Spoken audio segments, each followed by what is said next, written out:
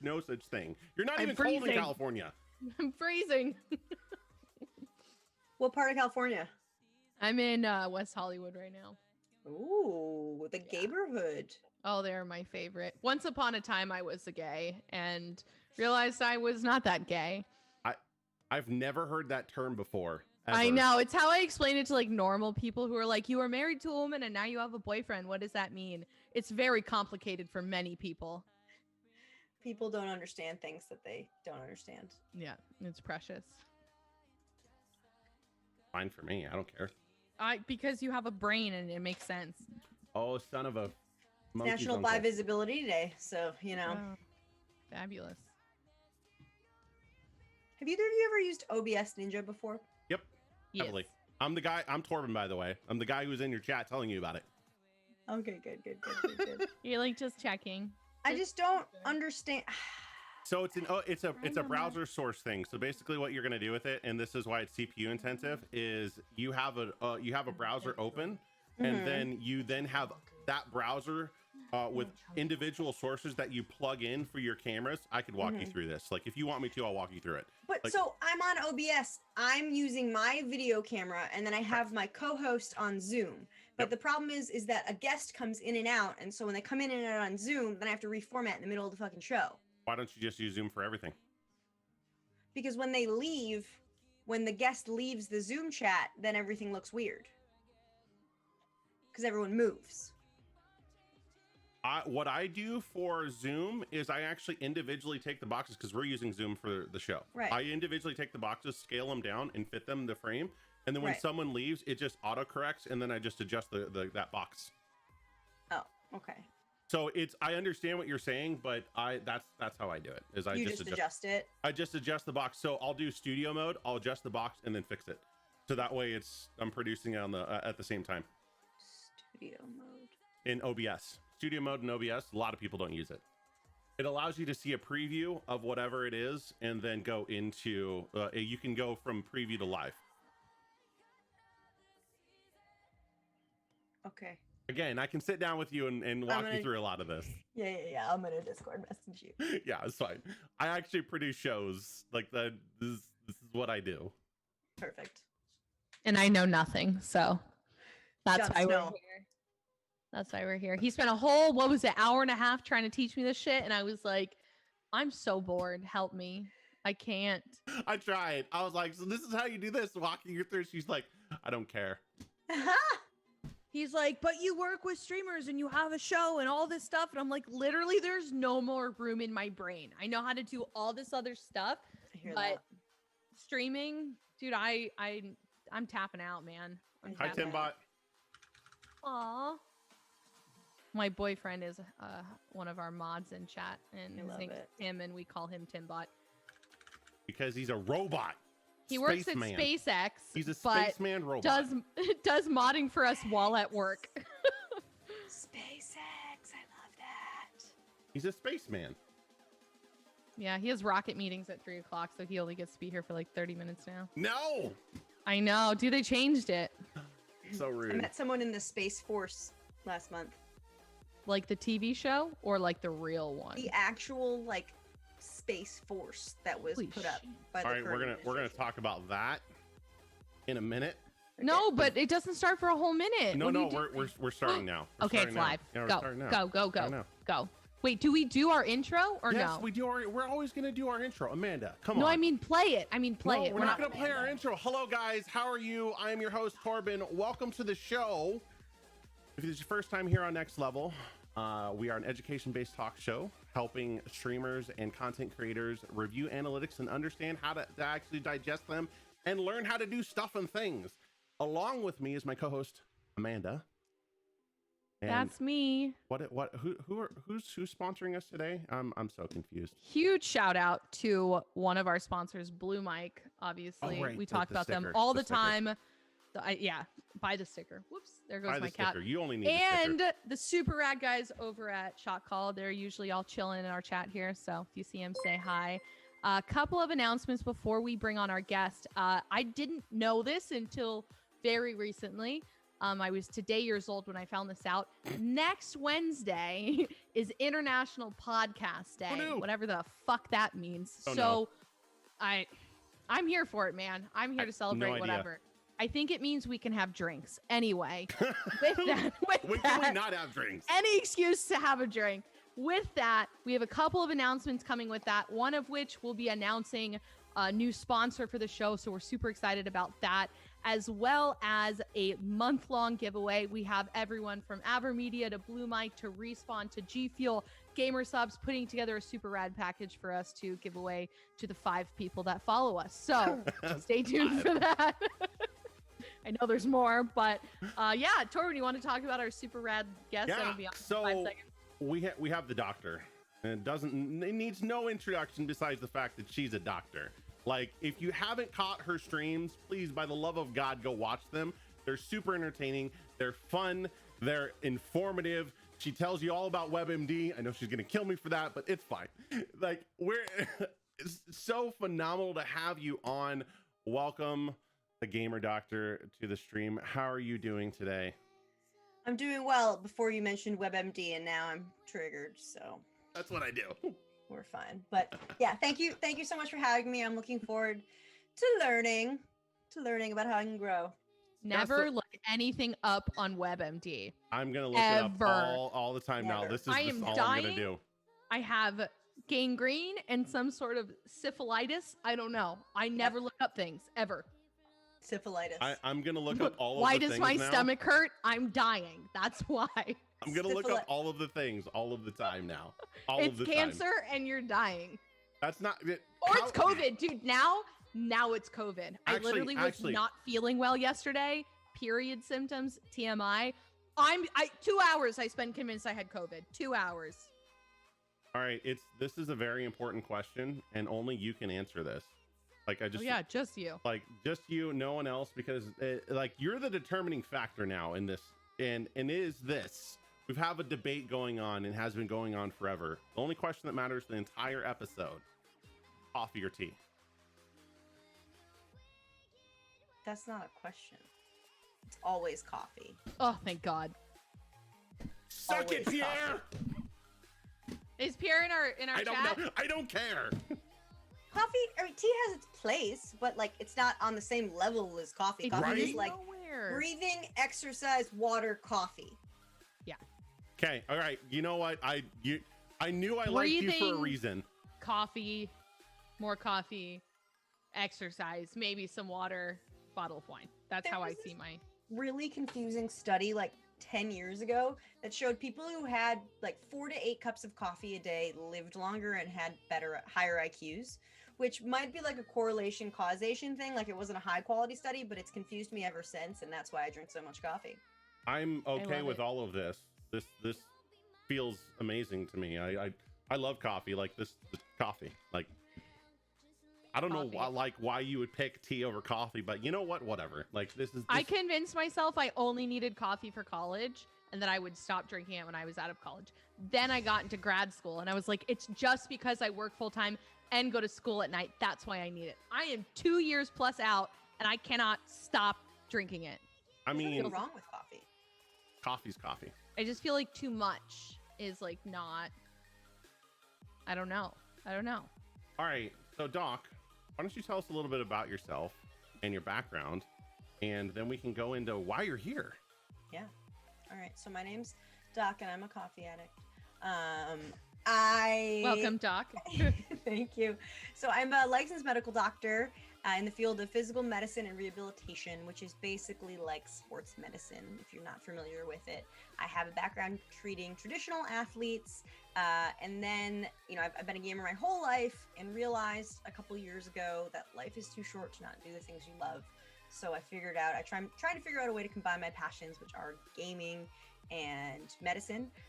So for the past 2 years, I've been trying to make gaming and esports a lot more healthy. So I've been instituting health and wellness initiatives among casual gamers and among professional athletes. I'm also the president of Queer Women of Esports, which is a nonprofit dedicated to advocating for the LGBTQIA population in competitive video gaming. Wow. That's fucking rad. Deep breath. It was all in one breath. Scene. And scene. What just happened? I blacked out. Well, thank you so much for being on the show first and foremost. It just to give everyone background, Doc reached out to us and she's like, hey, I want to come learn. And we're like, from us? Okay. So we actually don't know anything. Are you sure? I don't know what you're talking. Like, we literally don't know what we're doing. Why do you want to? Oh, this is fine. This is fine. This is fine. Yeah, I'm sure. You're being too kind. Nothing. You're being too mean to yourselves. So with that, I asked the question. I was like, well, are you wanting to come on as a guest, or you wanting to come on to learn from what we do and what the industry sees? And she's like, a little bit of column B, a little bit of column A. Let's go with both. And I was like, all right, let's go with both. So that's I have a question. Did you get to play much many video games during school? Yeah, that's actually what got me through med school. I was also in a long distance relationship at the time. So I would get up, go to hot yoga at 7 in the morning because I hated myself. And then I would naturally work until like 8 or 9 p.m. And then I'd play Call of Duty from 9 until like midnight every single day. Again, I knew I liked you for a reason. But I mean, it sounds like you still got a good like 6 to 7 hours a night of sleep, and like, for sure. I mean, I'm no doctor, but that sounds perfectly healthy to me. It was enough. Maybe. Just squeaking by. Squeaking by. But it's so funny that you say that, Torben, like, from you. But the thing is that like I am an expert in the human body, and I am an expert in what's wrong with people and how to fix it. I have zero training in marketing. I have zero training in being a streamer. I have zero training in all that other stuff. So literally, I'm like, this is what I'm doing. I'm not sure. Help me. You know, so you are the experts. Come on. You're the experts. Well, then, Torben, sounds like we should just get to it. We should. All right. Where do you want to start, Amanda? Let's start off. Let's do Twitch first. Let's do Twitch. Do you want to do Twitch Tracker? Do you want to do Sully Gnome? Do you want to do Core Twitch? Take me to the Sully Gnome. All right, 90 or 30? 30. I don't look at 90. Both. 90 means nothing to me, sir. Hey, calm down. Means nothing. Calm down. All right, so let's transition over here. So, if you are watching the stream, guys, this is Sully Gnome. This is actually where we pull a lot of our analytics as industry people. This is where we actually look at trends from people that what they're doing streaming wise. Definitely. Is it up? It is. Are we there yet? Yes. Fabulous. Beautiful. So obviously we've all been through the Sully Gnome. We know what this means. So it looks like you cover quite a few different kinds of games. You have your talk show. I assume that's where you spoke about G Fuel and all that stuff is in the podcast segment of your show.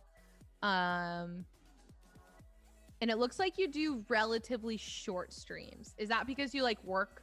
Do you work full time, like as a doctor, I assume? So I actually went full time with what I'm doing now 2 months ago. But I am working like 70 to 80 hours a week. Okay. My consulting work. That makes sense why the streams aren't that long. So typically someone of your size doing short streams, I would say, is probably hurting your viewership a bit, because typically, even with our own show, unless we have a huge guest in the beginning, views take a while to ramp up. You know, you get pinged on your phone, hey, Doc is live now, and you're like, oh shit, I'm in the middle of something. I'm going to jump on in an hour when I'm done. And then by then you're already gone. You're no longer there. So although people still get the pings, they're not free at that time. Obviously that's not your problem. You have your own schedule and you do what you can. But you obviously work full time in something that sounds very important. So I would say this is less important, but for educating the other people, that's what I would recommend in order to get those numbers up. Because right now your average concurrent sitting around 19, which I would feel like should be higher because of your Twitter following and what you do in the industry and who you are. I feel like you should have more. And that's what I was saying previous to the show, is it confuses me a little bit about that. And I just realized Amanda's and your tag are wrong. Hey, look at that, guys. I'm a great streamer. Don't ignore me. What do you mean? Oh, she's Amanda, TheGamerDoc. That was my full name. That was the you removed the first part when you got married. Real quick. Yeah, and that's what I was saying is confusing me a little bit, is because with some of the interactions you're getting on social media, I would anticipate that you should have triple what you are on Twitch. And so that's where I'm questioning a little bit of like what's going on, where's that loss? Because that you have solid engagement there, but somewhere there's fall off. And that could be how you're structuring it when you're actually doing your go live tweets, or how you're structuring it when you're, just talking in general and promoting the stream. I don't feel like I do a very good job promoting the stream. And Wednesday nights, I usually only stream for an hour because it's like an hour-long prescribed show. What is like the optimum length? 4 hours? Yes. Of my life? Yes. I mean, I would even say 3 to 4 being generous, but again, like you got to build it up. Like when content creators are doing sponsored streams, I expect them to stream their normal content for an hour before getting into anything sponsored, because you have to like build up that viewership. Yep. So brace yourself. I would almost even recommend, and I'm sure Torben would agree because we've said this to other people, I would almost pick 1 day a week where you can commit that 4 hours, or 2 days a week you can commit that, versus being like, well, I can do it for 1 hour 5 times a week. Like it's just kind of like and it looks like Tuesdays is that day for you. Yeah. And maybe even Thursdays, just based off of what we're seeing here. Yeah, a lot of Tuesday, Thursdays are in the higher, like 3-4 hour range. But they're also not optimal for streams in general. Yeah. My wife's going to kill both of you. Perfect. Bring her on. Where is she? Send her. I mean, these are analytical data points. Like this is why we base it off of data. Right? This is all based off of analytics, algorithms, all of that. Like that's what we're looking at, and that's how this is structured. We look at if the more you're on in a single platform, so even switching games is a bad idea. So if you're gonna do something, do it the entire time. Don't change. And the reason why is the second you change, it's like getting in the line for DMV. The best way I can describe it. You're gonna get in line and you're gonna wait, and then all of a sudden you're gonna switch lines. You're gonna go right back to the end of the line. That's the best way to analyze, or like put that in an analytical format, because you're removing the place that you're at, unless you already have your community there, and putting you somewhere else where they can't discover you anymore.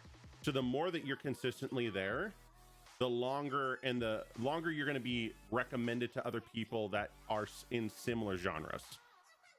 And also think of it this way. You're a doctor, and I imagine you're not after the money dollar necessarily, but you like to help people. Is that correct? Yes. Well, by optimizing your streams, setting specific days, setting specific hours and time lengths, you're making it possible to hit more people and get your show in front of more people and get your content and yourself in front of more people. So if the wife has something to say about it, see, I'm just helping people, babe. Like, what do you mean? Babe, come on, I'm helping people. Yeah, I'm just helping people. God, don't be selfish.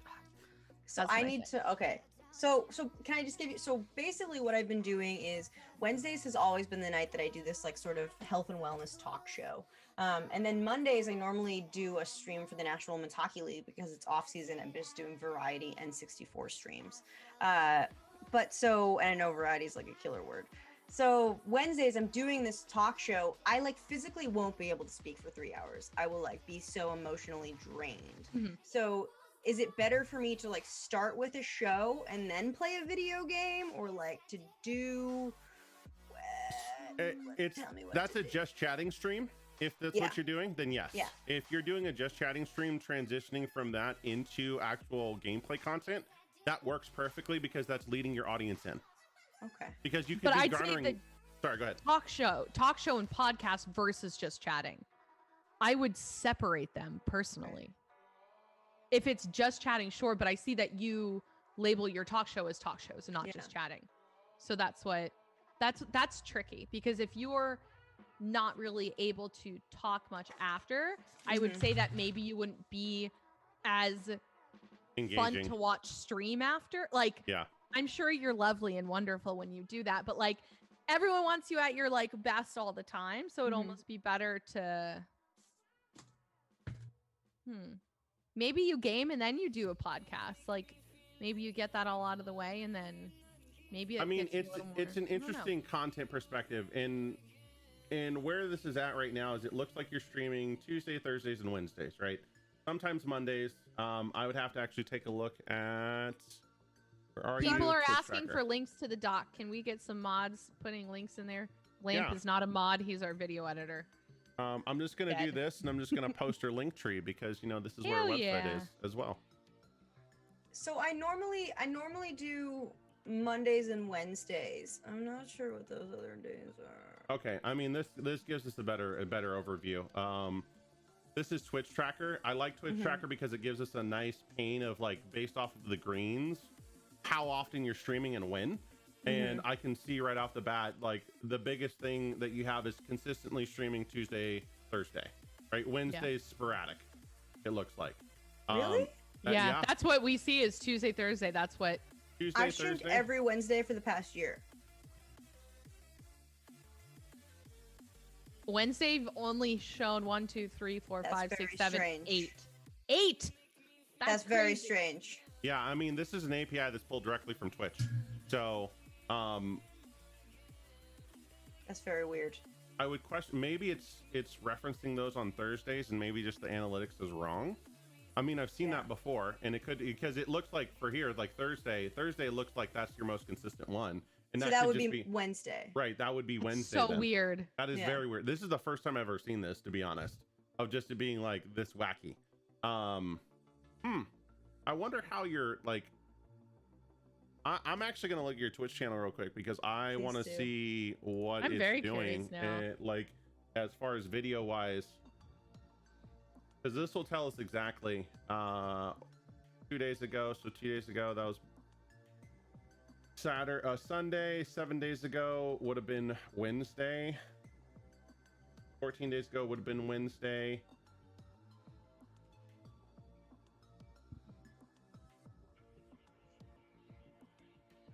Don't watch any of those Fall Guys videos. Now we have to. No, don't do it. I mean, So bad. so from this standpoint, just if this is what it's showing, are you not saving your VODs onto your channel? Just highlights. Don't they expire? After 45 days, yeah. Am I supposed to save them after that? I would highly recommend you do. Okay. I would Save. export them to YouTube and just make them undiscoverable. Okay, cool. Yeah, the data. Well, no, I looks, have them on my computer. the data looks really, really weird. I'm very confused because if you're saying Wednesdays, even Selenum's not saying you're streaming Wednesdays, Dude, that's nuts. and I don't understand that. Sorry to have broken your. We're system. broken. The internet's broken. Let's go over Apologies. to Twitter Yeah, because 2020. All I'm right, done. so either way, I'm done. If you're saying you're streaming Wednesdays, that's fine. What I would say is if you're going to do something where it's going to be consistently every single week, like whatever it is, doesn't matter what it is, that it's scheduled out. And here's the times every single time that I'm going to do this. Here's the times every single day that I'm going to do this. And you have that as a consistent thing. Like every Wednesday at 2:30, we stream this show. This is a guarantee. You know where to find us. This is what we're going to do. And as long as you have that as a scheduled thing, this is always what I'm going to do every single time. If it's going to be Fortnite, if it's going to be Fall Guys, whatever it is, doesn't matter. And you can change that game as you want to, but have it consistent. Okay. This is good. So maybe maybe I can stream earlier on Wednesday. So have the talk show start at 8, but then before that, put like 2 or 3 hours of other content that's related and have it consistent. But people will still know. Okay. As long as you're very clear on what that content is to the community and making sure that they say, like, even as your pinned tweet, like, here's what my schedule is for Twitch, guys. Here's what I'm doing every single week, and or put it on your website. Like, here's what my schedule is. This is never going to change unless something catastrophic happens. This is what I'm doing. Okay. This is great. I have so many notes already. yay. All right, I'm on Twitter. Take me to Twitter. I'm on Twitter. Okay. Calm down. So I was very surprised that you have such good engagement on your posts. Like they are really good. If you scroll down to posts from September 22nd, like 234 likes on this post. I mean, Yeah. obviously it's announcing that you passed boards, which is amazing, but you didn't say anything so profound that people are like, oh my God, you know what I mean? Like, it's exciting, and I don't mean to diminish that, but like, you know, that's incredible engagement. Like, that's really high. You also beat Star Fox, so good review. Yeah, that too. I don't know what that means, but I think that's amazing. Amanda. It's an OG N64 game. I play World of Warcraft, man. I don't know anything outside of that. So disappointed in you. It might be an age thing. Maybe. I mean, like, am I like really young or really old? Oh, young. You're too young. I'm You're too young assuming for you'd be too young Starbucks. for it. Yeah. Oh, okay. That's Okay, what it comes okay. down to. Okay, fair enough. Fair enough. I'm like a super young 28 3/4, so I am. Uh-huh. I love that. Oh yeah, that's super rad. Do you want to switch over to the analytics for That's for my Twitter? puppy. I want to look at the puppy. Oh, I mean, very precious. What kind of dog is that? She's a golden doodle. Oh She's my the best dog. goodness. She's literally the best dog ever. All right, what do you want now? Precious. The analytics, the dashboard for Twitter, please. There we go. Because- This one. Because I like them, but Yeah. I have things to say. Yeah. I have We're on. things We to got say. it. It's right here. Yeah. So as we see, like we always look at the dashboard. I Why like we the asked for tweets. it. You do more tweets than other people, which is good. But the target number of tweets are around, at a minimum, 350 per month. That's about, what is it? 5 a day, 6 a day? 6 It's a like day. 6 a day with 3 tweets, a retweet, 1 piece of media. You got to comment, you got to engage. And it doesn't have to be the most intellectual, profound thing you've ever heard. Torben will get into what he calls shower talk, which is really hard. But you just BS, man. You just go on there and you're just like, meh. And you just say something and things will happen. Torben, would you like to elaborate? Nope, he This is doesn't what want you to do. elaborate. No, This you is just what you do. you literally stick this on your forehead and you tweet it. Like Yeah. Thanks so, to our sponsors. So with shower talk, literally it's just bullshitting, right? And this is where I say it's your tweet that humanizes you, right? And that's why I say shower talk's so important, because you're gonna throw things out that are, here's my dog. That's a great shower talk moment, because that's humanizing you and saying, hey, here's something about my life as a person, and you should check this out, or like engage with me, and then I can talk about your cute puppies. Woo! Just in general. And that's why I say that. So the 6 tweets are this, you know, three pieces of content of your making, whatever it is, 3 replies outside of your own community. And then usually you'd want to do a retweet and 1 type of media within those 6 posts somewhere, right? Just somehow, it could be a clip, it could be a picture of your dog, it could be a picture of you and your wife, it could be anything, right? But a piece of media that's engaging, that again, it's the humanizing post, right? That's because you're wanting to market yourself in that way so that people will feel more attached when they come into your stream, just in general. Like they'll be more comfortable with you because they'll see things about you and your life and what's going on in small glimpses. And so that's how Twitter, like Twitter's normally for just shit posting most of the time, but there's a lot of wholesome stuff on there too. It's kind of taking a little bit of a turn where there's a lot more wholesome things happening, which is good, because it used to be just all shit posting. But now we're seeing, with a lot of the movements that are happening, a lot of positivity coming out of this, which is phenomenal. And a lot of the posts that you have are phenomenal because they do have great engagement in what you're posting about. So just uptick your tweets a little bit, maybe throw a little bit more jokes in there every once in a while. That's about it. More lulz. More lulz, memes. What does just the memes. retweet do? Like a quote, or just So a regular? quote retweet. So Okay, find gotcha. something that like you can identify with and quote retweet it, so that you create exposure for that person, because what that's doing is it's pulling that community and yours in together. And so every time you talk to someone else in one of their Twitter feeds, it pulls it into your feed. So people then start seeing that, and then their people see that too. So you're cross mingling those communities by doing that. So having those different engaging points allows people to see both sides, and that's where it's like networking, right? You're networking on Twitter.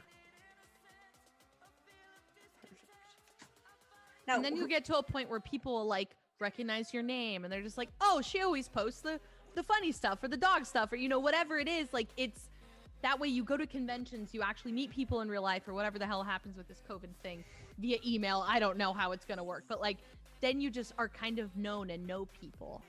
It's very interesting how that works. Okay. Yep. TwitchCon 2021. That's my guess for the next time it's going to be back. 2022. Dude, Oh, is that yours? Okay. I don't know. They just announced BlizzCon 2021 for February, and I'm like, good luck, guys. No, It that's ain't not happening. happening. That's not It's happening. not happening. I don't care what they think they're smoking, but this is not the good stuff.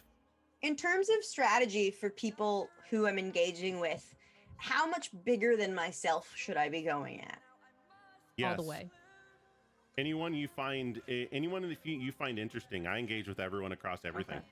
Like, it doesn't matter. The only thing I'd say is make sure that it's within your realm of what your content is, and that way it's something that your audience can identify with. But engage with everyone. Like, there's no reason not to. Like, if you can get a follow from Oreos, freaking do it. Like, yeah. It's just the more you engage, the more you get yourself out there, the more you talk with just people in the industry and other streamers, the more people are going to discover you and start to come to you too. Because then what happens is there's a trickle down effect, right? So when you're engaging, say for instance, let's take a post that you had with Bloody, right? You engage with her and her community, and they see that you're streaming, and oh, hey, she's cool because she's talking with her, I'm going to jump in, right? That's how that works, because everyone talks to everyone. All right. It's like the girl that threw the cat like that. We don't talk about her. We all remember her. No, And then fed her dog vodka. And then signed with an esports org. Yep. I looked into that extensively. I don't know why, but I went down that internet rabbit hole and I was like devastated. Devastated. Yeah. Anyway, I want to go to YouTube because I haven't seen a lot of posts there in a while and I have questions. I figured it would be painful. I figured. Yeah. I'm going to go here first because that's going to be easier for me. Okay. Is YouTube still a viable platform? Of course. Okay. There are YouTube content creators that make many money dollars on YouTube. Many regularly. dollars. Many money dollars. So if we go over to videos, as we can see, our last post was 2 months ago. Why is that? So YouTube for me took a lot of my time. And I had been doing YouTube for longer than I had been doing streaming. I've been doing YouTube for like a year and a half, and I wasn't seeing a lot of return. I was a year and a half in. It was taking like 10 hours a week of my time to post two videos a week, and I was still under 1,000 subscribers, so it just didn't seem like a valuable input. I know why. Why? There's no SEO visibility whatsoever. Go on, teach us. So, what does that mean? SEO is the algorithm on YouTube that allows people to discover you. So what you're doing, and the reason why I'm saying this, I'm looking at the description of your video here, right? You have no hashtags whatsoever. You're not your key fact up here as far as your subject line is not catchy, right? You like the thumbnail, like the thumbnails are clean, but there's nothing there that's engaging. So with YouTube, what you got to do is you got to be memey a little bit with the thumbnail to the point where it's like it's a trap. I hate that. It's a trap. It is. It absolutely is. And then on top of it, your title needs to be on par with what other people in the industry that are doing similar things to you are talking about. So that way you can actually have, so like this title's good, but I would probably shorten that and then also put some key phrases in there that people are searching for. There's some tools out there that you can put in that will allow you to find the exact descriptions. I'll send one to you. Cool, thank you. Exact descriptions that other people doing similar videos are using that will get more click-throughs. The other problem is, again, you don't have any hashtags whatsoever. There's no discoverability here for people that are searching for your things. So like there's no COVID, there's no cure, there's no, like, all of these things that you have in your title should be in your description because that's how people are searching. That's how YouTube actually picks it up as an algorithm. So because you don't have those, you are shooting yourself in the foot effectively on the YouTube videos. And that's why you have such low views and such low follower count, to be honest, because you have a lot of content here. I do. A lot of my time is in there. So would it be valuable for me to go back through and change those descriptions and change those titles? Yes. 100%. It's never too late. It's never too late to apologize. Never. So I I'm couldn't help it. curious what would happen if you actually drink bleach to cure coronavirus. So like I said, that's a phenomenal video. Like, I want to know. It breaks Gotta it watch the off video. right there. When I'm looking at this Oh, thumbnail, no. it breaks it off, so I can't actually see. It's like bleach. What is that? Now I have to click in, but that's not something someone on YouTube's gonna do. So you have to shorten that to make it. Don't drink bleach. Why? Right? Or something along those lines that's very, very eye-catching. That's like drinking bleach with COVID. Like that's like I want to click on that. Why do I want to drink bleach for COVID? No, I'm telling you not to, you dumb people. Like, don't do it. That's what I'm saying though. So you bait them into clicking on the video, and effectively that's how you're going to get more click-throughs to actually watch the videos, because your videos are short enough that they're very, very consumable. Very consumable. You're actually hitting the ideal algorithm for the length of videos, except for this one, 50 seconds. Go longer. Either a minute and a half, 3 minutes, 5 minutes, or 10. Those are your markers.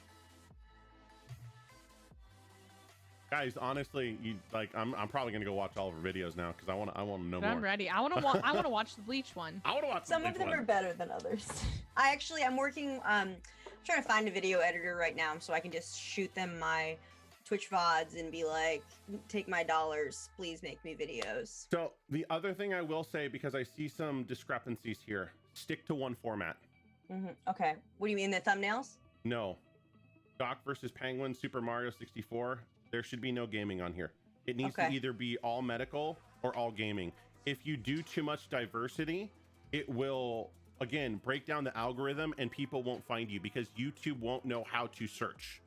So YouTube bases everything off of how people are consuming the data. And if one channel is always the same hashtags, always the same information, always the same hashtag doctor, right? That's how it's going to search, and you're going to get more discoveries as you go because it's going to start picking up more and more as people search for those keywords. If you do one gaming video, it will break the entire algorithm. So delete that. I would delete anything gaming off of this if that's the direction you want to go for medical. Yes. I would make a separate gaming channel if you're so inclined to make gaming content, but it doesn't sound like that. That is I just sometimes I get bored or not get bored. I sometimes want to procrastinate and make videos of me failing at the penguin slide. You should, and put that on like Twitter, Instagram. That'd be fun stuff for there. And don't spend like hours and hours editing it, but like go waste a couple hours, throw some shit together, put it on your socials, and get your work done. Is Ninja an alien? Question mark. That's the weirdest video I've ever made in my entire life. I want to watch that. Literally the weirdest video I've ever made in my entire life. All right, guys, we're gonna link this one in chat so everyone can go watch it. Just in general. I don't even know what's going on, but you know, it's okay. Hell yeah. Just saying. I mean, if you're gonna put it on here, just expect that we're gonna find it and showcase it to people. I think that people take themselves way too seriously. I know when to be serious and I know when to be professional, and that video is me making huge jokes, but also talking about essential health things that are trickled in. Trickled?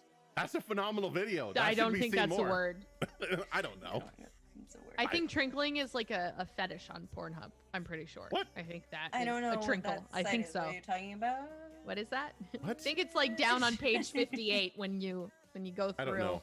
All right, so we're getting close, Amanda, to our time. I know limit. we have like 5 minutes. I don't know. I have so much more to talk to you about. Like we haven't quite even frankly touched have on. to pee right now. Oh wow, really? Guys. Okay. Wow. Go trinkle. I'll do that later when my boyfriend gets home. So let's wow, really? Okay. All right, we're gonna leave that one alone and move on. Oh, no. Let's go touch on Facebook and Instagram real quick, Amanda. Over here. Wait, before you do that, is it better to repost content from other platforms to those, or to not do those platforms at all? That's tough. Yes and no. Like, yeah. Videos on Facebook. Absolutely. All of your videos that are on YouTube should all go on Facebook. All of them. All of the things that so like to Amanda's point, some of the clips and stuff that you had that we were talking about, that gaming stuff, Instagram. Okay.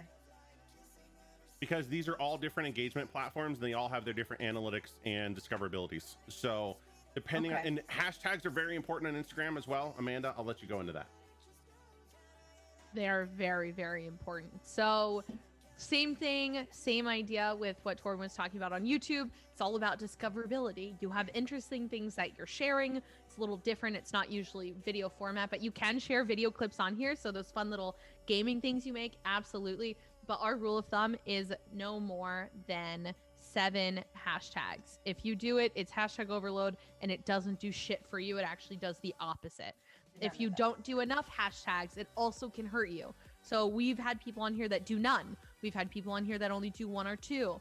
Like you could do anything like hashtag doc, hashtag GamerDoc, hashtag medical, hashtag advice, you know, anything along the hashtag Corona, like whatever is along the lines of that photo or that content, I would hashtag it in order to get visibility into that because the algorithm. Okay, this is so good. So 7 or no more than 7? Like what? Except 7. And also no more than 7, but Okay. 7. So But up not to more. 7, but no more than 7. You Yeah. should do a minimum of 4 to 7. Yeah. 4 to 7. That's your range. But I depending just on what shoot it for is. 7. Just do the 7. Yeah. Like, don't be an underachiever. You're a doctor. You're obviously not. Do the 7. I want to get better at Instagram. I know I can get better at Instagram. It's just so different than Twitter. Oh, yeah. Instagram is life. Think about it that way. Instagram is where you're going to share everything under the sun about your life, your wife, your dogs, your kids, your cousins, your brothers, whatever. You're walking out and hiking, your yoga mat, like all of the stuff that is life is Instagram. And the reason why is, again, this is the humanizing factor. This is where all of that content should live, is there, because that's why you only share little bits and pieces on Twitter, because that's not where that should live. It should live on Instagram. How many posts a day on Instagram? That's debatable on your audience, because if you are Miss Barbie over here, she's posting at least 5 to 7 times a day, I'm sure. But most people. Are we speaking about me, sir? No, not even slightly. Okay, I was like, no. I was talking Don't about do her. Motherfucker, I post stories regularly. Stories are engaging. Posts I do when I look cute and it's relevant. All okay? the time, then? Literally. Every time I look good, which is now and now and now. Like for me, I never post on Instagram ever. Like just in general, because I hate Instagram. But Okay. I know. Do you have Instagram. any sponsors by chance for anything that you do? So I am not accepting or working with sponsors because for a couple of reasons, but there's like a conflict of interest. So That makes no. sense. That makes Yeah. sense. That makes sense. Because I was gonna say if you did, you know, being able to post that kind of content is helpful and it helps satisfy any posting requirements that you have. Like, look at Yeah. me being adorable with my headphones. Oh my god, like that's super easy. And Okay. I feel like I can get better at Instagram. Like this is, I feel like I can do all of this. It seems so easy when you say it. you just have to So, plan it. You just social schedule media, it. yeah, social media is literally 5 minutes to 20 minutes a day. That should be part of your schedule, just in general. Literally Sweet. just So have you're to do either it. focusing on Instagram today or you're focusing on Twitter. Like Twitter, you can schedule all your posts out literally in 20 minutes for the entire week if you want to. I wouldn't recommend it, but you can. That's more of a like as you go type engagement. When you're doing random things, tweet something, right? That's how that could go.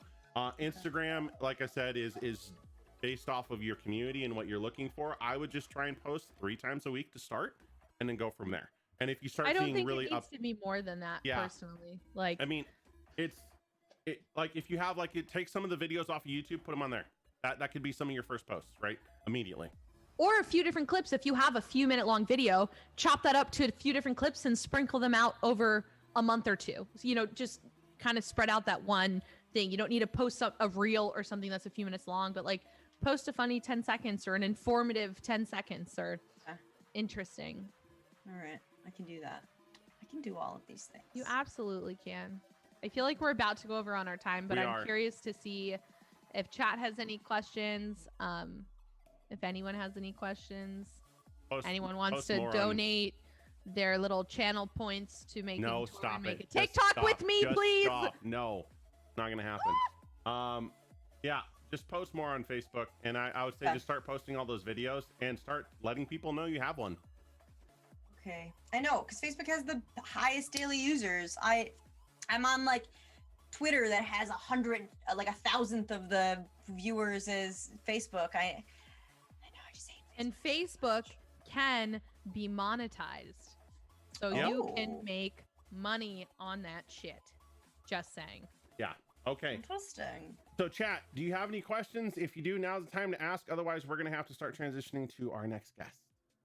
Best way for mobile gamers get good posture. Yeah. Our next guest is actually in chat and wants to know the best way for mobile gamers to have good Didn't even posture. realize that was him. Yes. Sit in a desk or sit in a chair. Pay attention to your posture. I feel like that's the number one issue with mobile gaming is that you don't pay attention to your posture because you're hunched over or you're sitting. You're not taking it as in the same environment as you are when you're PC gaming. Because when you're PC gaming, you have your setup, you have your desk, you have your chair. So if you have a PC sitting at the same setup, it's probably going to be the first step in paying attention to posture. I like it. Do you plan on taking dance lessons before the next TwitchCon? Why did you ask that? Okay, so Because you said something about being body. I don't know. You said something. At the industry party last year at TwitchCon, I may or may not have had a couple of gin and tonics and cut a rug on the dance floor. Okay. Ooh, okay. Okay. So will you be taking dance lessons in order to improve on that? Of course not. I love the way I dance. Okay. So yeah, that's a no. And last question: how do you fix a broken heart? You don't. Aww. I'll give you a hug later, Cappy. Actually, we have a serious question because that was just an adorable question. Ted is wondering, what is the biggest gaming related issue that you believe is ignored by most gamers and streamers? Health In general. Health. The answer is yes, all of it. Yes, all health. Yep. Well, Hey, let me teach. Wait, since you all taught me something, let me teach you something. Yeah. 20-20-20 rule. Every 20 minutes, you're looking Ugh. at the computer screen. Look at a spot 20 feet away for 20 seconds to prevent eye strain. Do you understand how difficult that is? That is impossible. It's not impossible. That's like me saying it's impossible for me to post 3 times a week on Instagram. No, it's not. Yeah, but that No, it's doesn't not. I'm just not require trying. a 20-minute timer every 20 minutes. I'm going to live in the life of timers.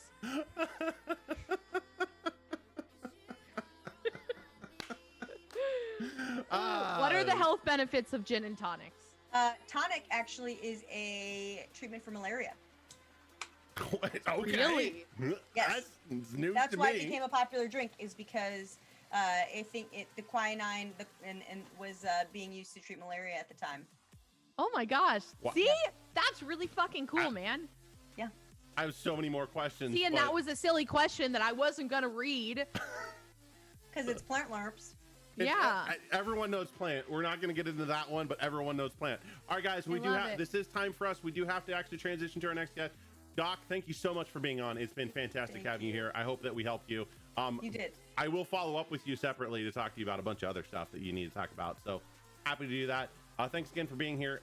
We'll be right back, guys. Stay tuned. Are we off yet? Hold on.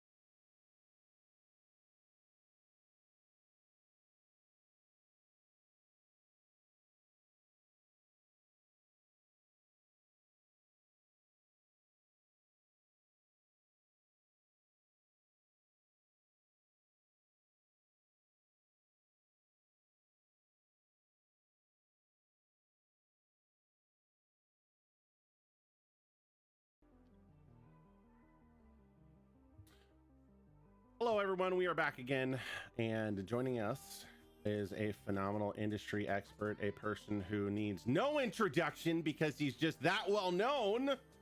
MobileMatt. Yeah, But he welcome to also the does show. need an introduction. Well, I probably do. Just like a little bit. I'm not like that well known. I mean, I know you, so everyone else should obviously know Of you, right? course. Of course. For those who are not aware, not familiar with the legend, Matt here, he is the director of mobile gaming for Complexity, and you do biz dev for Aftershock Media Group, correct? I do. Oh, I'm yeah. super happy to be here. I have a totally blank office. This is the first podcast actually in my new home that I'm taking here. So, but yeah, super stoked to be here. I've been around in the mobile sports industry for, well, about 5 years now, going back to like the Vainglory Clash Royale days. So it's been amazing just to see how far it's come. And I also think like one of the things that we really need right now is more education around like the business side of the industry in particular, because a lot of creators still just kind of don't know what to do. And especially like with all of these new games launching, we got Wild Rift coming out later this year, Apex Legends Mobile. A lot of times like these scenes start from scratch. You have people that are in it for the first time. So love stuff like this where, you know, you're all about kind of helping people and empowering the community and stuff. So really happy to be here. Yeah, man. Oh, well, thanks, man. That was so nice of you. Well, I guess because even though you and I know each other, I'm not super familiar with your beginnings. So Yeah. I'd love to know how you got into working at Complexity, what, you know, where you started, how you got there, and just kind of like your path since then. Definitely. So I got started actually while I was working for a tech incubator. I was entrepreneur in residence there, so kind of helped with business development on startups that we kind of invested in and advised on like product management and development and stuff like that. And I got the opportunity to launch an in-house startup of our own, and I launched an esports coaching platform. So Wow. This is back in like 2014. I first started with this. Wow. Spent about 1.5 years in development, and then as we launched that company, I was a big mobile gamer myself, and that was actually around the same time that Clash Royale as a game first launched. And so I was like, you know what? I'm going to choose Clash Royale to launch in because that's what I know, and I can get this company off on the right foot. And it just worked out that we were actually like the first endemic sponsor of the scene, having a lot of like well-known like Clash Royale people on board as a coach. Colton was on board as a coach, actually. Rumham, who's now an employee for Supercell, was a coach. Woody, who's still in the scene as a caster for Brawl Stars now, was one of those coaches. So, and as like a marketing campaign, got to start a pro team to represent the company. So it was the first to contract a professional Clash Royale team. Ran a lot of events and initiatives in the scene from the very beginning. Also ran some live events. I did a series down in the TCL Chinese Theater in Hollywood as like a mobile gaming Monday type of event to get people to the Chinese Theater regularly on a weekday. And it was around that time that there were rumblings about the Clash Royale League starting, and that like, hey, you know what? This is our time for this esport that we spent like, you know, so much blood, sweat, and tears growing from the very beginning at the grassroots level. And I really wanted to make something happen. So I put together like a executive summary of the game, basically like it's a Prezi that was like a 10-minute presentation. And I sent it basically to like every inbox I could find from like tier 1 organizations or tier 2, just trying to get anything, you know? And it was around that time, actually, I connected with Jason Lake. So it was after like 3 messages, I think it was, before he actually replied. But that's not that bad, actually. That's pretty good. It's a good return rate. They were starting as one of the founding orgs in Clash Royale League. So he was like on the lookout for Clash Royale people. And the timing just really worked out. He and I connected on a call, and it was just like really natural. And I joined them shortly after as director of mobile to help guide the entry into Clash Royale, and then also mobile in general as a platform, because it was totally new. And yeah, I've been there for the last, I want to say 2 years, 9 months or something like that. Wow. And yeah, very recently as well, been really fortunate to join forces with everybody at AMG. You know, it's my first company that I've been with where everybody else is like in the mobile esports scene, you know, like at Complexity, I'm the mobile person. Yeah, you're the expert. You're the only one that knows now it all. Now I get to talk to people about it and have that back and forth. I love that. So yeah, that's what I'm doing right now. All right. Do you have like a business background or something? You're talking about like putting a deck and a pitch together. Like, where the fuck did you get that from? Like, that's awesome. I actually dropped out of college to pursue startups. So I'm a big entrepreneur guy. That's rad. So I'm all about making really good pitch decks. That's actually one of the things that I enjoy helping people in this industry with, people that have like community leagues or series, because there's a lot of them all around the world. And just having a good deck that really summarizes your series and what you're offering to people can go a long way. So I enjoy kind of helping on that end. Wow. I have no idea how to make a pitch deck. All right, we'll connect on that. So that'll be $300 an hour. And okay, calm down, lady. I know Amanda does though, so you're in good hands there. So that costs extra. No, I mean that's not part of this friendship. There's a question we have to ask, and it's the most important question on the show. No other question matters. Like this is the only thing that I ask that I'm just like very, very important, right? And that is coffee or tea. Every single morning without fail, I wake up, and before I do anything else, I go down and I brew a cup of coffee. So I am the big See? Sorry, Ted. Sorry, everyone. Ted, you can no suck tea. it. No tea. Yeah, no. We have this ongoing rivalry with all of our chat and us on whether coffee or tea, and so we always have to ask every single guest coffee or tea, because it's like it's a running gag now. It's like, okay, we have adamant people who are just like tea, and I'm like, no, it's only coffee. Like the only thing that matters is coffee. Why do you even have to ask? Like coffee's clearly the winner. I'm switching to iced coffee actually for the first time, because then I moved down here to LA now and it's iced so coffee's hot. the best, man. Yeah, it's impossible to drink hot coffee. It's like yeah. It's too much. It's way too much. It's a struggle. So I have like ice trays full of coffee now in my freezer, and that's like half of the space taken up in my freezer. Oh, I didn't think about freezing coffee. That's a good idea. Yeah. Okay, anyways, new idea. Moving on. I mean, I'm pleased by the coffee. We've yet to kick people, but I'm not against kicking someone who's adamant about tea. Because Torben and I will just talk. Goodbye. Well, it's like, all right, you know what? Can't talk to you anymore. Sorry, man. Well, it's just good having you on, but you're a tea lover. We're out. This is a coffee show. Like, just be clear. That's great. I dodged a bullet on that one for sure. Yeah. Yeah. So I'm interested to know, being on the biz dev side and being in mobile, like I know next to nothing about mobile in general. Like I'm a noob when it comes to that stuff. Amanda's more versed on that than I am. What are some of the things that you look for when you're looking to work with people in the mobile industry? Just like, for instance, let's talk about, what we just had a streamer on, right? Like, what kind of streamers are you looking for? Or do you work with streamers, or like, is it more content creators? Like what's your perspective there? Yeah, I mean, that's a great question. It's one of the most important things is just, what does that evaluation process look like? And one thing that I've really noticed is that every single esports organization is going to have a different answer to that. Because everybody also is just trying to differentiate and become their own unique brand. And because the reality is that there's more esports organizations now than ever before, and you can run a totally legit esports organization from your parents' basement too, so yep. What are you really going to do to set yourself apart? Complexity in particular really tries to section off like the hyper competitiveness aspect of it, so less so about like that lifestyle vibe that a FaZe or an NRG would have.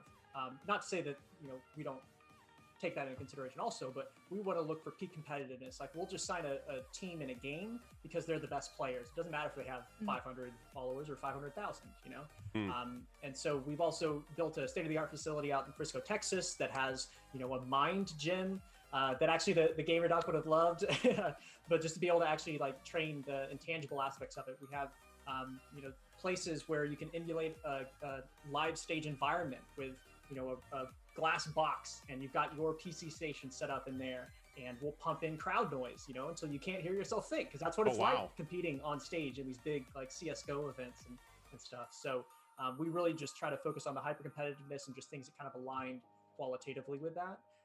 But for if you're a streamer, it's about finding that fit, right? So find out just who you are, what makes you unique, and then it becomes a much easier sell, to approach yourself and put something persuasive together for an organization.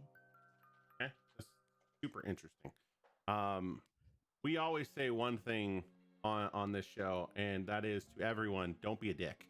Just in general. Oh God, just don't be an asshole. Because you never know who you're gonna run across and where they might work. Do you have a time, or not naming any names, but do you have throw a story? someone under the bus? Don't throw someone under the bus. But do you have a story about a time that someone may have mistreated you and that actually came to bite them in the butt? And like, is there something like that you have? Yeah, I mean, I totally agree with you on that. that's one of the things that I really try to preach, especially at the beginning of an esport, because I see so many people burn bridges or just be really toxic or like, just have no filter, with anything they say. And the publisher will hear that and they'll be like, oh, I'm gonna remember, this is the player, this is the manager that like gave us a hard time on this or made a huge deal out of that. Or because it is a small world. The reality is that you're going to end up crossing paths with people down the line, whether you like it or not, because mobile esports is a really small industry.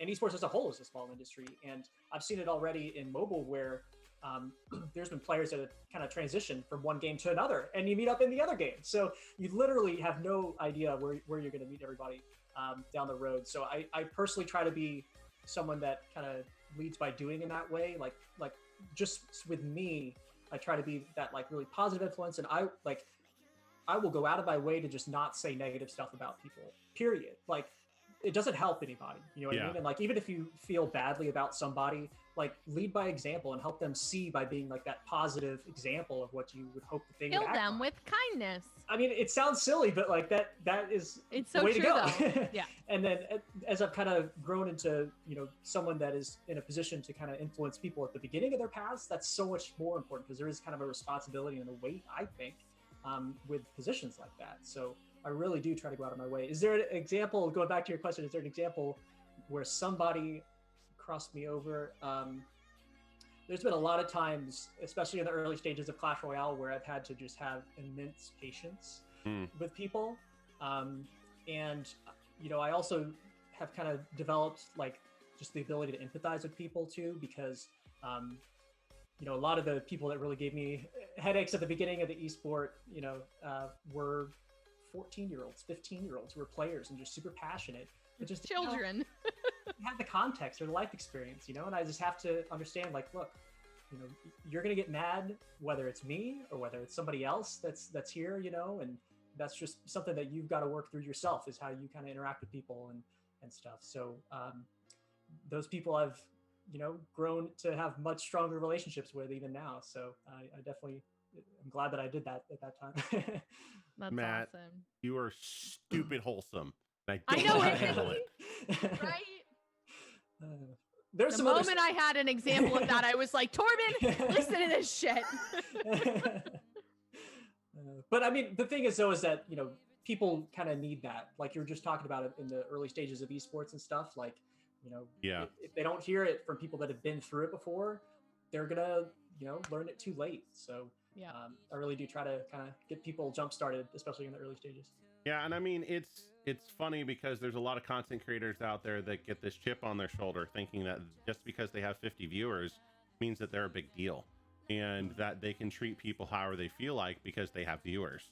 And I usually like to knock them down a peg. I'm like, listen, buddy, numbers aren't all about it. If you're going to be a jerk online, you're going to be a jerk at my show.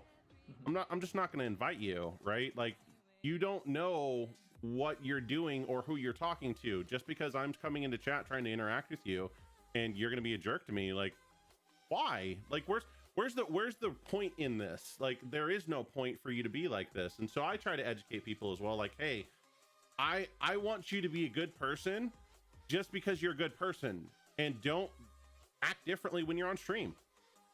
Like, there's no reason to. Just be yourself and be good on stream, because you're a personality. You're someone who people are going to look up to, and so you need to be that example as well. Yeah, I couldn't agree more. And going back to kind of how I got started, I actually launched a coaching platform. And so one of the things that I came into this scene with a perspective of is that gaming is actually great for developing even just like life skills. Like, you learn so much about yourself as you enter content creation or being a pro player, because it takes hard work and dedication. And like, you see in a really tangible way, either through like numbers, growth, or through winning, whether you're doing the right stuff or not. So it's a great environment where you can get immediate feedback on how you're doing personally, and there's no one else to blame. You know what I mean? So like, I mean, you can try, but but at the end of the day, people control their own destiny in this industry. Definitely. No, I think that's really cool. So would you say that you always wanted to do this when you were a young child? You were like, I want to be in esports. I know it didn't exist, but let's pretend. That's an interesting question. I've never really thought about it. But I guess it's because no. I've always known that I wanted to do startups. I just love being creative as far as what companies or what products should exist and stuff like that. So I think it was more so just the timing that got me into esports, really. But I've always enjoyed games. I mean, like everybody else, they have the story of they used to play games growing up, and I did that also. But yeah, I never thought I'd be in this industry. And even, going back to 2 or 3 years ago, I never thought I'd do it as a career. So this is all still really wild to me. Yeah, it's amazing that, being a gamer back when you were a kid and staying up late and being yelled at your parents would actually be like a career. I'm like, joke's on you, Dad. Look at me now. All right. Joke's So on you. real talk. What was the first game you played? Wow. I really liked Age of Empires. There was one that was similar called Lords of the Realm. I really liked those kind of economy management games. So that kind of got me into entrepreneurship, I think. Aladdin. That's what I played. Hate that game. All right. I used to have one of those little handheld games with Aladdin. That was my game when I was growing up. Yeah, that stupid carpet level. That's all I have to say. For anyone who understands that out there, stupid carpet level. But I want to know what we're talking about. Do you not know Aladdin on the N64, original old school carpet level that you had to go through? You had to fly the carpet through the freaking lava and not hit the stupid rocks and just. I mean, it sounds very simple. It sounds simple. Okay, Corbin. you go do it. Have fun. Sounds very simple. I don't know why you're being such a drama queen. Oh, yeah. What? Oh, okay. Whatever. Go do it yourself. Just see how that works out. Battletoads is another terrible one. I grew up on my favorite game honestly is Chrono Trigger. Love that game. It's just the backwards in time and doing all the fun stuff. And Amanda also doesn't know what that is. That's fine. It's whatever. I play World of Warcraft. She plays World of Warcraft. So Matt, do you like Star Wars? Because let's talk about Star Wars. Do you like Star Wars? She also hates Star Wars. Uh-oh. Oh, wow. I'm a Trekkie fan. Trekkie fan. So if I was a Star Wars fan that drank tea, I'd just be screwed right now. I mean, at least half of this. I would be like Matt who. I don't know that person. I did actually. I binged a lot of Star Trek growing up, so I'm with you on that. Really? Oh, okay. I love that. I mean, don't get me wrong. I love Star Trek, but I also my heart is with Star Wars. No, you don't get to do that, Torben. I do. I absolutely do. You literally only get one. Voyager was amazing. No, Voyager was amazing. Freaking loved it. Captain Janeway was phenomenal. Love that. I will to the day I die. Captain Picard was awesome. I love Patrick Star Trek. Stewart was 50 years younger, he would be my husband right now. No, okay. He wouldn't. No, he wouldn't. Yeah, he would be. No, not even I would slightly. stalk that man into oblivion. I would. So Matt, with all these new games coming out and the mobile esports the way it's going, what is your prediction on how the dynamic of the games are going to shift with knowing the landscape of what's going to happen and where things are at today? What do you see as the next big thing coming out? Yeah, that's a great question. I especially get asked that because mobile esports in general is kind of still waiting to take off in regions like North America and Europe. Obviously, it's exploding in emerging markets and Brazil and India, Southeast Asia, but we're still kind of waiting right now in North America and Europe. And I think, we've had hit games Call of Duty Mobile is a great example of this. That game was just dynamic in the way that it launched. It got 100 million downloads in the first week, which was record breaking. And yet here we are almost a year after the game's launch and there haven't been any esports broadcasts. So it takes more than just a hit game in order to have a successful esports scene develop underneath it, especially I think on mobile, just because there's not that existing infrastructure that PC and console has underneath it and third-party stuff. But so what is it going to take? I think it takes the right game, something that is competitive and also good for casual players as well. So you get those numbers where you have viewership and a player base that can support stuff. Yeah. But then you've got to have that publisher support and the dedication to really do esports the right way.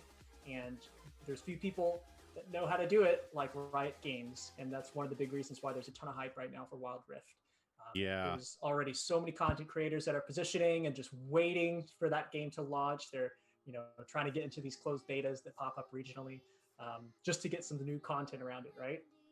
And a lot of organizations also have their eye on it. So as soon as that game launches, we're going to get a really good sense for if that's going to be the one. But I think it really just comes down to just as far as Riot wants to take it, and it seems like they're pretty dedicated. But that's obviously yet to be told.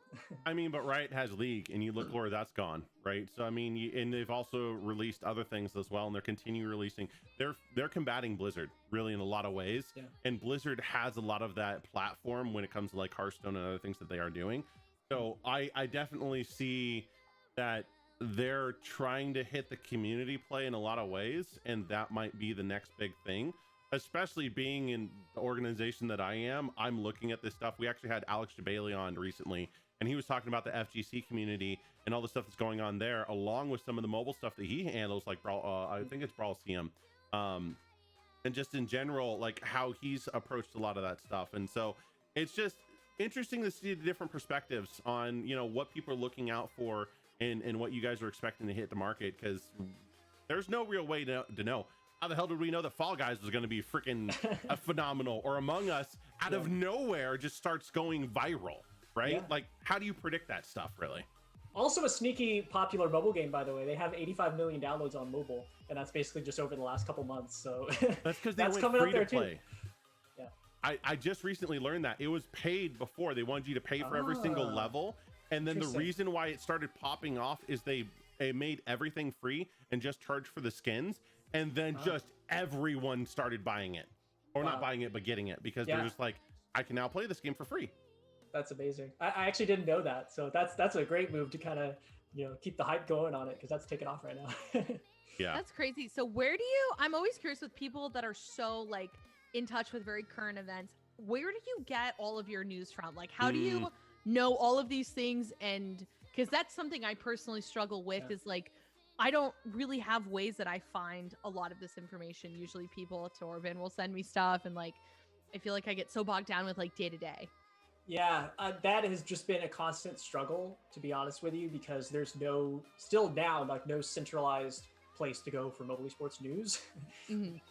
I was talking with Juked, actually. They have a lot of software for tracking and monitoring leagues as they're happening. I help them kind of get pointed in the right direction and connected with people to expand into mobile, which is great. So there's like improvement there.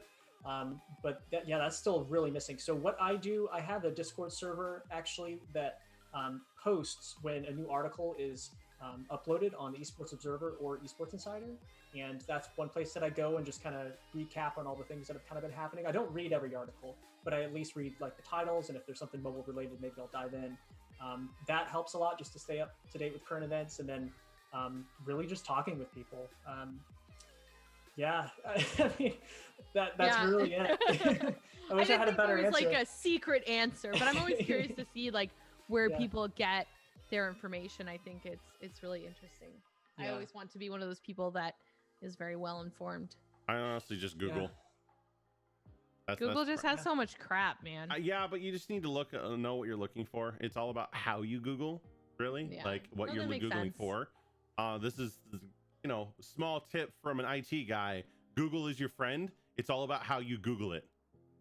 Like literally the phrasing you're using. You can then type an entire 2 sentences and find exactly what you're looking for on Google. Most people don't realize that. I didn't know that actually. Yeah, that's IT 101. Google it. Did you Google it yet? No? I did right now. Right this moment. I like it. So I mean, that's sorry, go ahead.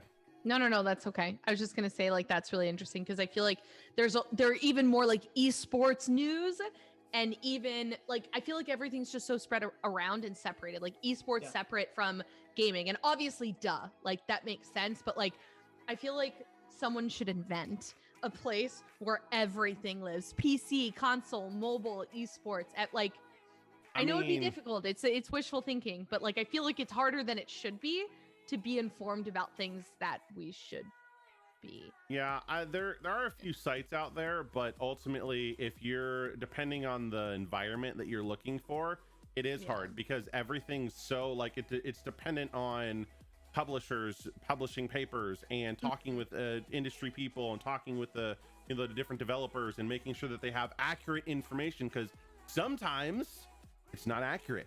So What? you can't even really That's insane. consume the correct data. People put out false information. I'm confused. Yes, all the time. That's insane. I'll shout out a couple people actually too, because they do a really good job of this. Is Wasif, who's one of the best mobile esports journalists. He works for esports. So I read basically anything that he puts out, and then also Shaunuk, who works I think primarily with AFK Gaming, another really great mobile esports specific journalist. They're kind of the main two right now, at least to my knowledge. So definitely, I follow them on Twitter and read anything that they put out. That's really cool. Wasif with esports? Yes, Okay. I was just looking for him so I can post him in chat. definitely. And who is the other person? Shaunuk, Shounak, Sengupta. Ooh, I'm gonna go look. This is Yeah, I'm just helpful. looking for these people so that we can put them in the chat, and then people can Yeah, go in Perfect. and follow I can them as post well. that one. I got him Yeah, right here. if you could post that one, that would be cool. So I mean, and part of this is like us educating our audience on what industry people are looking for as well, Yeah. because our goal is to show them, hey, these are the types of things that people are looking at. Like, that's why we go through all the data and analytics that we do when we're talking with streamers and reviewing. Like, here's the data and analytics we're looking at. Here's why we're looking at this stuff, and we explain everything. And this is why you should be doing XYZ because of X, right? Or X. And so that's why we ask these questions, like, who are you following? Who are you consuming? What data are you reading? Because we don't know. Yeah, I mean, that's so important. I still think there's a huge need for that. Like Amanda said, I mean, somebody's really got to come along and do it.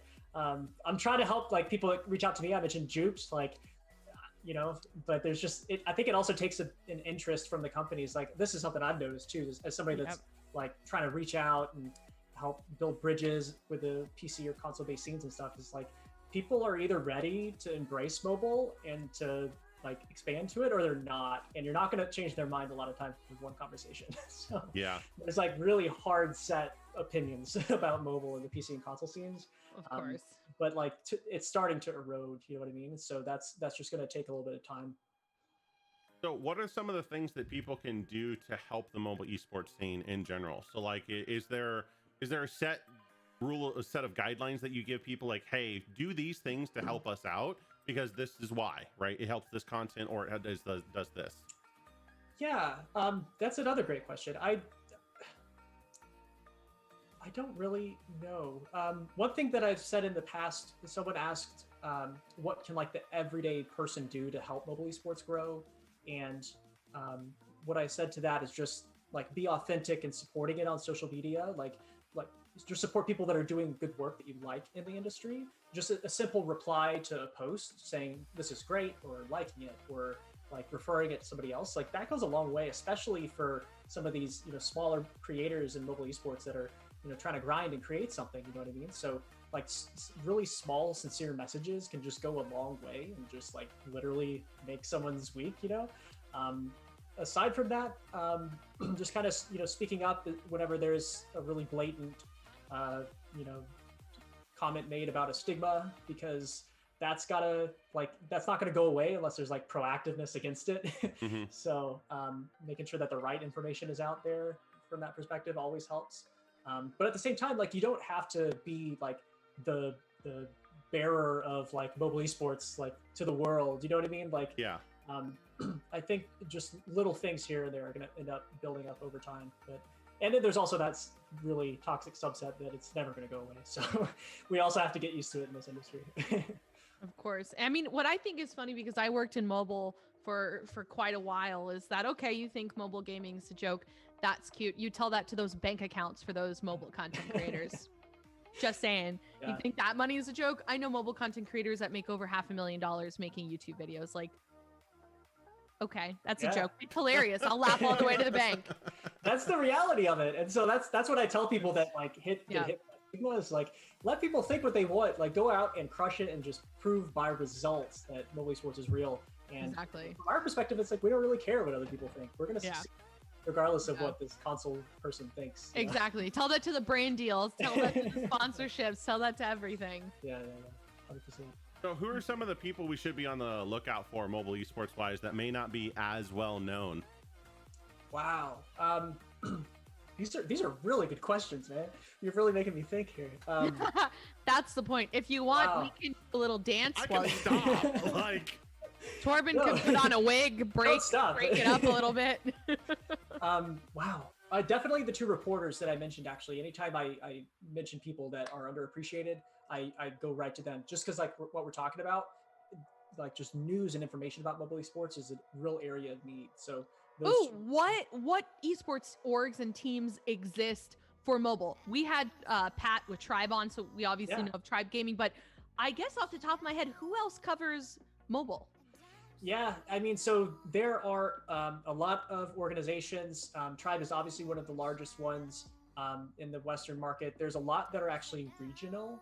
So obviously in Okay. Brazil, you have ones like Loud Gaming, which a lot of people don't know about. They were the first esports organization of any platform to get a billion views on their organization's YouTube channel. Oh my God. They did that in 16 months, surpassed all the like FaZe clans and TSMs that had like 16 years of a head start, right? They did that in 16 months. Insane. There's also really regionally based ones in Southeast Asia. EVOS Esports actually is a great example of a mobile first organization because they actually use Instagram as their primary platform. So actually, it's super interesting. Check out their Instagram account. I think it's EVOS Esports, EVOS Esports. yep, I got them. And they just do a great job of like, you know, GIF type of content that spotlight players or just really cool effects using like a rotating camera around a player that's doing like a dramatic pose or whatever. And just Instagram first content. So lots of stories, lots of, you know, that feature where you can like swipe up and go to the merch store or sponsors products. So it's a really interesting look in what a mobile social platform first esports organization might look like. Interesting. Yeah, there's a lot going on in India as well.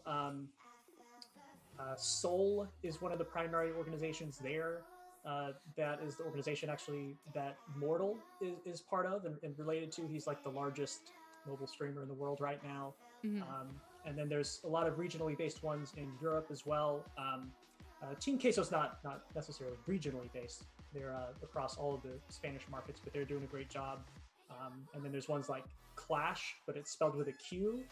They're based out of Italy. They have a great facility there. They're really active in mobile.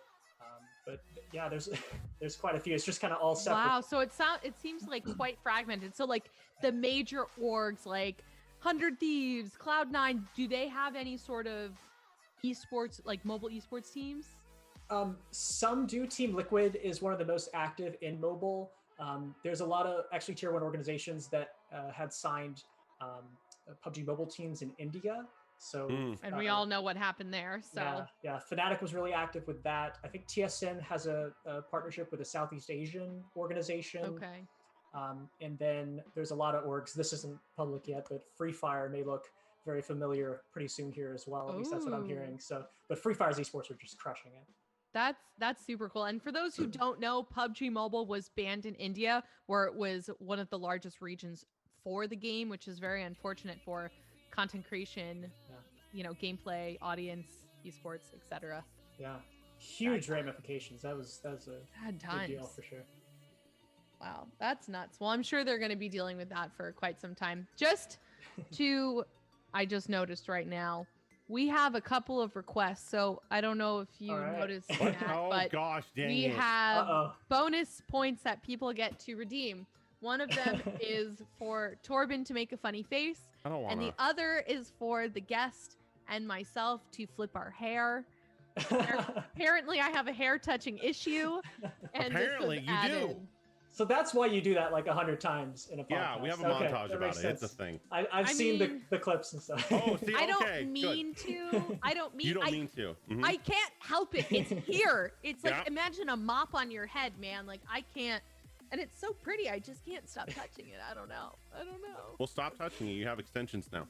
I know. Okay, so we have to hair flip. So Matt, you can hair flip in any. Just like that. I don't have much to work with, but there you go. You have more than others. We had, what was it, last week? One of our guests put a rug on his head. And he flipped that. That was amazing. Phenomenal. That is content. All right, Plant. Oh my God. Okay, there you go. Has to make a funny face. That was good. Money well spent. I mean money by channel Money. points. They didn't. He didn't I pay know, us for but this. I meant channel points. All right, go. You guys got to do the hair flip. I already did my Okay. thing. That's my hair flip. Wow. You guys, wow. I got extensions in my hair. Oh It's like my gosh. really Here pretty she goes. now, Here she just goes. saying. Here she goes. All right, took me a so very we only long time have to do a it, too. few minutes left in our show. And before we go, does anyone have any questions for Matt while we're here? If not, we're going to continue bullshitting for the next couple minutes.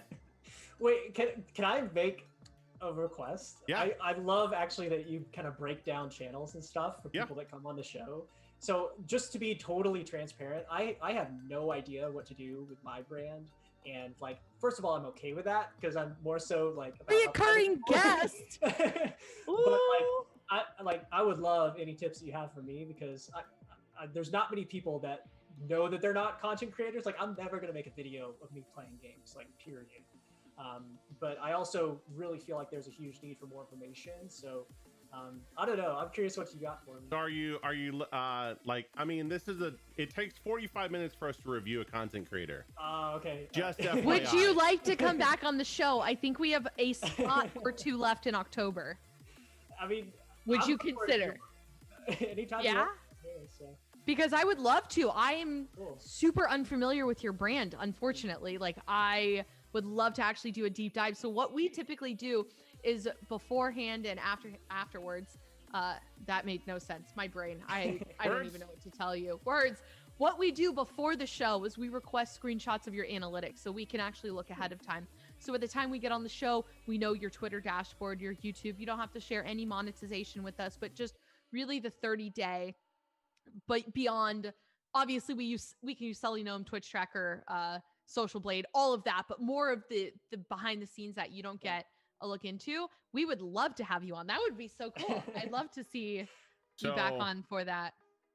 First and foremost, if you're looking to be a content creator, just looking at your profile, you have no mention anywhere of anything. So I really just have a Twitter account, which is one of the problems. so that's what you're okay. Yeah. So and I mean, this might be a different discussion as far as like what is it you want to do, and where do you want to go, and the type of content that you're trying to create, and then we could coach you on that. Like that's completely fine.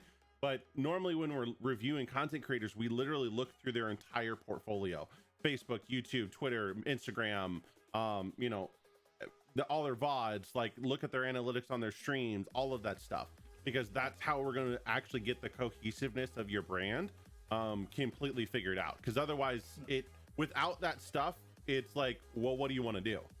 Right? That's the question I'm going to ask you is like, what do you want to do? Like, if you want to go make YouTube videos, okay, we can help you get there, but we can't give you that many tools unless we know what you want to do. Yeah, I probably will have to answer that question before you actually have like some real substance to analyze, maybe, because I really don't know exactly what I would end up doing. Like, I've tried to look at people that are kind of doing similar stuff, taking more of like a business angle in esports. And like, there's a handful of people, like actually Jason Lake in Complexity is a good example of that, interestingly. Yeah. And so he just started his own YouTube channel, has been active on there. But like, I just know that like there are so many things that need to be out there about mobile esports and like the real stories that are happening, and like, you know, information more so on the business side that's super interesting, but like people just don't know where to start. So yeah, it's just a matter of kind of. So I would say pick the platform that you want to start with, and then pick the content you want to do. If you know your content already, pick the platform. Once you have the platform, we can start helping you from there. And that can be like, literally, we can coach you through how to do all that and how to actually build that out and market it. But you have to tell us where you want to start, right? Yeah, like, right. I can't give you that advice. You could do YouTube, you could do Twitch, you could do Facebook, you could do caffeine, but you have to decide that. We can't decide that for you. Yeah, definitely. So we do have a question from chat, and then we'll take this question, and then we gotta jump. Cool. So are there any other mobile games that have a spectator mode so esports events can broadcast more than just POV of players? Interesting. So kind of that free reign over the game map. That's a really interesting question. There's some games like Clash Royale where it's just a top-down view for anybody. So it's not necessarily as relevant for that. I know PUBG Mobile does have that. I'm not sure about ones like Free Fire. One thing that's actually going to be really interesting is Wild Rift's capability of that, because Riot does have like a real sense for empowering tournament organizers. So I would love to get my hands on something like that for Wild Rift. We'll see. Yeah. I know that Vainglory had a really robust system for the spectator mode, because they, supported their esports scenes really well, but they struggled in getting the casual player base to engage. And now that game's not even around anymore, really. I mean, it's on life support. So, but yeah, Wild Rift would be one I think that would end up being really robust. But yeah, we're still kind of really seeing that in mobile. There's a lot of games that are great games, but it's interesting because where we are right now is that esports has almost grown as a consequence of just how popular they are, not necessarily like the publisher came into it with esports in mind, but we are getting that finally now with ones like Riot. Cool. That's really awesome. I have like a little nugget of thought for you. I know we have to jump off, but if you take into consideration where you're thinking of going and which direction, if you're looking at it from just like you and your happiness, that's one way. But if you want to talk about brands, partnerships, what's going to set me up for monetization and success, that's another avenue. And so that's where I specialize, and I can help you understand, should you do YouTube? Because if you do YouTube, this is what's going to be required to get paid. So, same thing if you shoot for Facebook, same thing there. So some little things for you to think about. Would love to have you back on. And thank you so much for coming on. It's so great to actually get to know you more and chat. I know you and I have been chatting for quite some time. And we'll get you scheduled to get you back on. I think that'll be a fun little project. That's I'm excited. exciting. I got a lot to think about now. No, seriously. Seriously. And obviously let us know if you have any questions in the meantime. But huge thank you to you for being on the show. Huge shout out to our sponsors, Blue Mic and Shot Call, for supporting us. You guys have been amazing. And a reminder for those who are not on the beginning of our show, we have some really cool stuff coming up. Apparently next Wednesday is International Podcast Day. I think people just make this shit up after a while. It's really made up, and that's fine. But we're doing a very special segment. We have a big sponsorship announcement, as well as a kickoff to a large giveaway that we're doing. We have products from Blue Mic, AverMedia, Respawn, G Fuel, GamerSups, and a few others that we can't speak about. Yeah, so Matt's like, I'm going to sign up for that shit. So thank you guys so much. Okay, Torben, cut. I got to pee again. Awesome. Thanks so much for being here, guys. We'll be back again next week, 2:30 Wednesday. Be here or be square. Look forward to seeing y'all. Have a good one. We are out. Bye. I totally didn't get the right thing up. Wow, look at that. Wow, look at me being a great streamer as Bernie comes in with the Twitch Prime. Aw, yay. Bernie, a little bit late, buddy. Thanks all. We're out. Are we done?